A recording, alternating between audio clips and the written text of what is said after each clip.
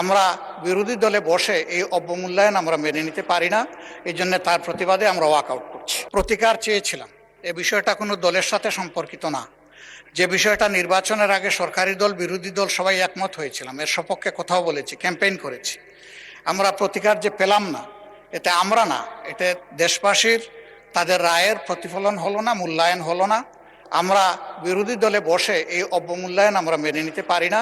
এই জন্য তার প্রতিবাদে আমরা ওয়াকআউট করছি।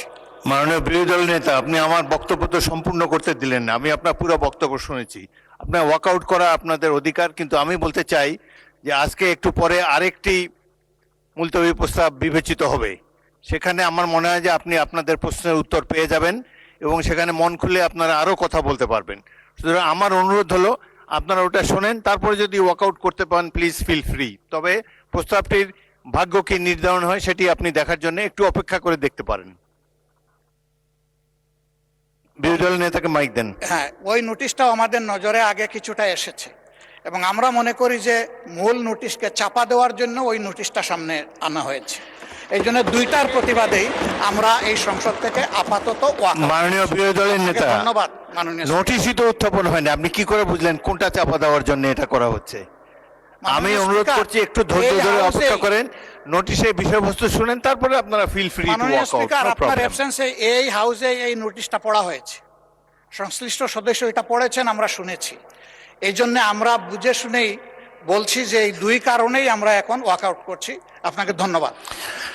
নিশ্চয়ই সংসদীয় রীতি অনুযায়ী আপনারা ওয়াকআউট করতে পারেন, ফিল ফ্রি। ধন্যবাদ। ইয়েস, মাননীয় স্বরাষ্ট্রমন্ত্রী। মাননীয় স্পিকার, আপনাকে ধন্যবাদ। মাননীয় বিরোধী দলীয় নেতা ওয়াকআউট করতে চেয়েছেন, পার্লামেন্টারি কালচারে সেটা আছে, রাইট আছে, তারা ওয়াকআউট করতে পারেন। কিন্তু যে কথাগুলো রেকর্ডেড হয়ে গেল তার বিপরীতে আমাদের বক্তব্যটা 1-2 মিনিট রেকর্ডে থাকা ভালো। যে মুলতবি প্রস্তাবটা আপনার অনুপস্থিতিতে মাননীয় ডেপুটি স্পিকার প্রিজাইড করেছেন, উনি গ্রহণ করেছিলেন, তখনই আমি আপত্তি উত্থাপন করেছিলাম যেটা 68 বিধিতে হতে পারে, কিন্তু মুলতবি প্রস্তাব যে রুলস অফ প্রসিডিওর আছে তার মধ্যে আপনি রাইটলি আইডেন্টিফাইড করেছেন, সেটা আমি আগে উত্থাপন করেছি।